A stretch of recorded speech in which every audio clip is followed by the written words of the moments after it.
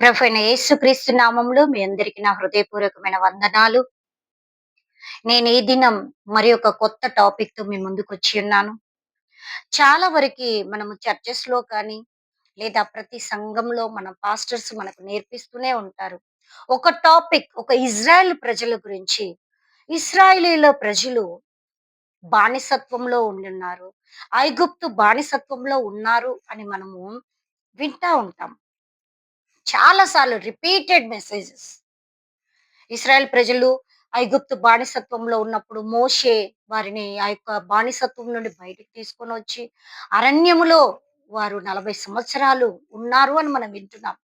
Actually ఈ ఇశ్రాయేలీయుల ప్రజలు ఎందుకు ఐగుప్తు బానిసత్వానికి వెళ్లారు? ఎందుకు వారి మీద ఆ యొక్క బానిసత్వము వారెందుకు దాసులుగా మార్చబడ్డారు? అసలు ఎందుకు ఈ సంఘటన జరగాల్సొచ్చింది? ఎందుకు ఈ యొక్క ఇజ్రాయేలీయుల ప్రజలు దేవుని చేత ఎన్నుకోబడిన ప్రజలు ఎందుకు వేరొక దేశంలో దాసులుగా ఉన్నారు? దేనికి? ఆ కారణం ఏంటో మనం చూద్దాం. చాలా వరకు ఉన్నారు. దేవుడు మన్నా ఇచ్చాడు. పూరేళ్ళనిచ్చాడు. బండ నుండి నీటినిచ్చాడు. అగ్నిస్తంభంగా, మేఘస్తంభంగా ఉన్నాడు అని వింటున్నాం. ఎందుకు వీరు వెళ్ళాల్సొచ్చింది? Actually what is the reason behind that? చూద్దాం.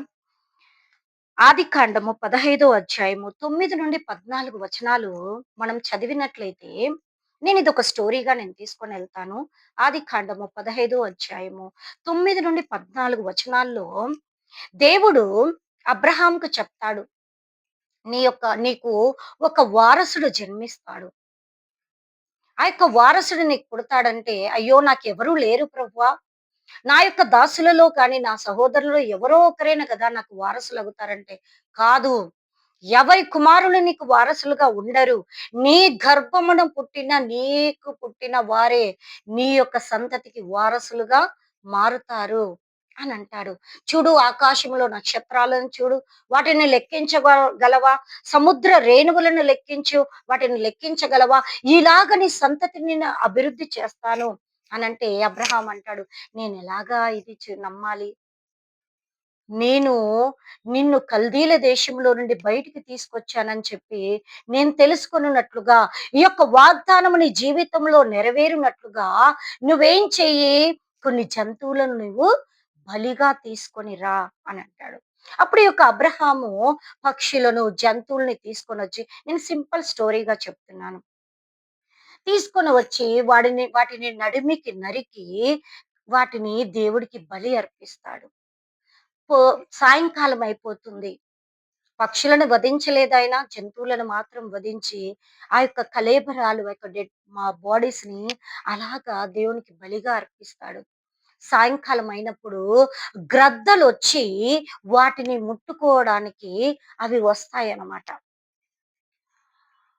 మీన్‌వైల్ ఈ యొక్క అబ్రహాముకు నిద్ర పట్టేస్తుంది. అలసిపోయి ఉన్నాడు. వచ్చేస్తుంది. తను నిద్రపోతాడు.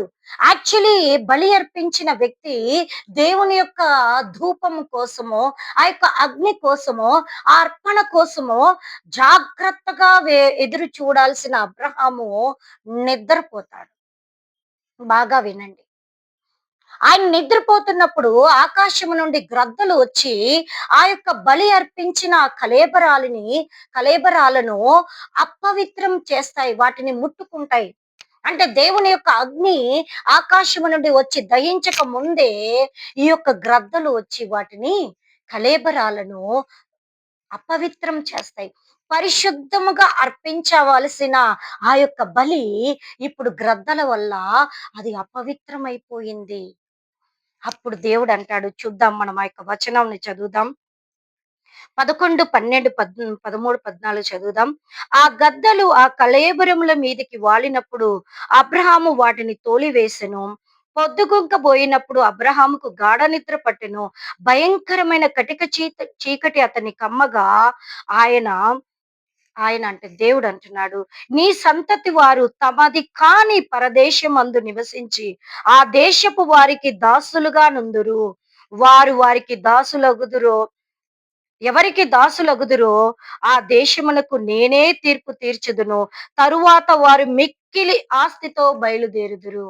దేవుడు ఇప్పుడు అబ్రహాము చేసిన ఈ యొక్క పాపము, తప్పు వల్ల ఇజ్రాయేలు ప్రజలు మొత్తము శపించబడినారు.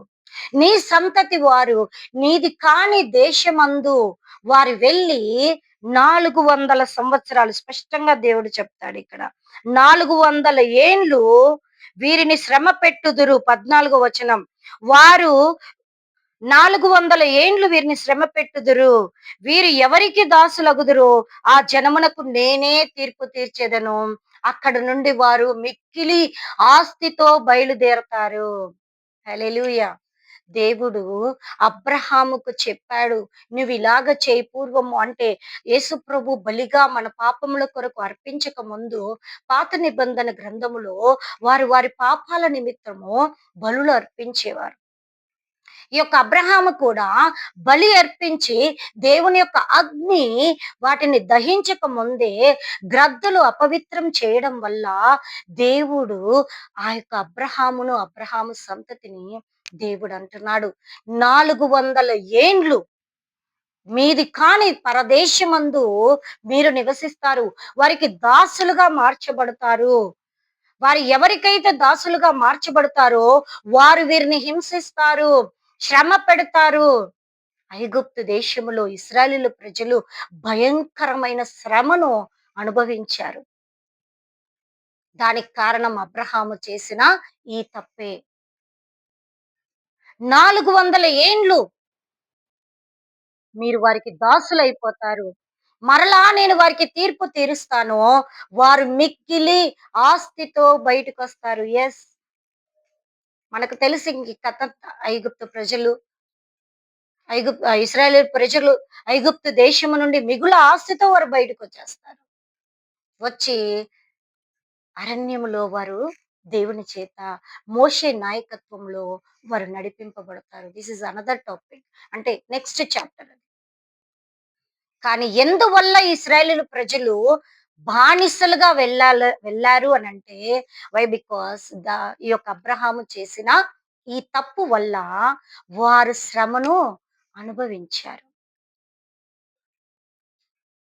మరలా ఇశ్రాయేలు ప్రజలు మొరపెట్టారు. వారి నిట్టూర్పులు దేవుడు విన్నాడు. మోషేని ఎన్నుకొని మోషేని నడిపించాడు వారిని విడిపించడానికి. అబ్రహాము చేసిన ఈ తప్పు వల్ల ఇశ్రాయేలు ప్రజలు బానిసత్వంలోనికి వెళ్తూ వెళ్తూ వచ్చి మరలా మోషే ద్వారా వారు బయటికి నడిపించబడ్డారు. మరి ఆ ఒక్క చిన్న తప్పుకే దేవుడు ఇలాగా వారిని చేశాడంటే, మనం మన జీవితంలో ఎన్ని దేవుడికి ఇష్టం లేని పనులు చేస్తున్నాం. దేవుడికి ఇష్టం లేని కార్యాలు మనం చేస్తా ఉన్నాం. దేవుడికి ఇష్టం లేకుండా మనం ఎన్నిసార్లు బ్రతుకుతా ఉన్నాం. ఎన్నిసార్లు తప్పిపోతున్నాం మనం దేవుని సన్నిధిలో. మరి మన వల్ల మన సంతతి వారు, మన కుటుంబీకులు ఆ యొక్క శాపాన్ని వారు పొందుకోకూడదు. మనం పరిశుద్ధముగా మన యొక్క శరీరాన్ని, మన ఆత్మను దేవుడికి అర్పించాలి. అపవిత్రముగా మనం అర్పించబడకూడదు. పవిత్రులుగా దేవుని సన్నిధిలో మనల్ని మనం సమర్పించుకోవాలి, అర్పించుకోవాలి. దేవుడు ఆ యొక్క అర్పణను దేవుడు అంగీకరిస్తాడు. కయ్యూను, హేబేలును చూస్తాం. హేబేలు తనకున్న గొర్రెల్లో క్రొవ్విన వాటిని, బలమైన వాటిని దేవుడికి మనస్ఫూర్తిగా బలి అర్పించేవాడు. ఆ యొక్క బలిని దేవుడు అంగీకరించేవాడు, ఆస్వాదించేవాడు. కానీ కయీను మాత్రం తను పండిన పంటలో తీసుకొనొచ్చి అర్పించడానికి పెట్టి మరలా వాటిని వెనక్కి తీసుకునేవాడు. హృదయపూర్వకమైన అర్పణ కయీను తెచ్చేవాడు కాదు. అయితే హేబేలు యొక్క అర్పణను దేవుడు అంగీకరించేవాడు. కయీను అర్పణని దేవుడు ఎప్పుడు కూడా అంగీకరించలేదు. ఈ యొక్క అబ్రహాము చేసిన అర్పణ కూడా దేవుడు అంగీకరించలేదు. ఎందుకంటే తను అంగీకరింపబడక ముందే వీ ఈ యొక్క కళేబరాలను గ్రద్దలు అపవిత్రం చేసేసాయి. గాఢ నిద్రపోయినాడంట. ఒక బలి అర్పించేప్పుడు నువ్వు ఎంత జాగ్రత్తగా అబ్రహాం అర్పించాలా, కానీ నిద్రపోయినాడు, అశ్రద్ధగా ఉన్నాడు, నెగ్లిజెన్స్ గా ఉన్నాడు. అందుకే దేవుడు అంటాడు, నీది కాని దేశములో నీ సంతతి వారు 400 ఏండ్లు దాసులైపోతారు. వారిని వీరిని కష్టపెడతారు, శ్రమ పెడతారు. ఆ శ్రమకు తట్టుకోలేక వారు నిట్టూర్పులు విడుస్తారు. నీవు నేను ఎలాగుంటున్నాం?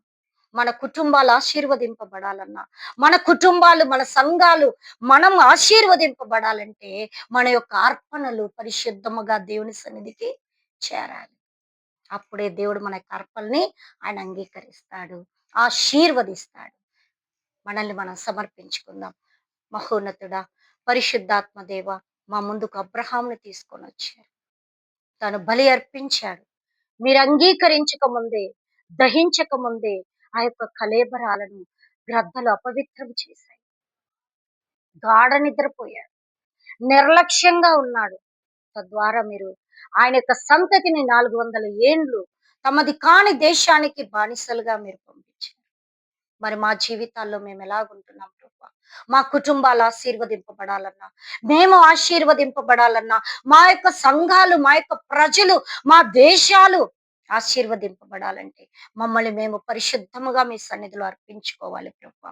అపవిత్రమైనవి అంటకుండా మమ్మల్ని మేము అర్పించుకొని ప్రార్థన చేస్తే మా ప్రార్థనలు విని మిగతావాన్ని మీరు ఆశీర్వదిస్తారనే సత్యాన్ని మాకు మాట్లాడారు. ప్రభువా, మమ్మల్ని విడిపించండి, మమ్మల్ని మార్చండి. నిర్లక్ష్య వైఖరితో మీ సన్నిధిలో మేము ఉండకుండానట్లుగా సహాయం చేయండి. మీరే దీవించమని యేసు నామంలో ప్రార్థించడి వేడుకుంటున్నాను తండ్రి. ఆమేన్. దేవుడి యొక్క వాక్యమును ఆశీర్వదించి దీవించిన గాక. ఆమేన్.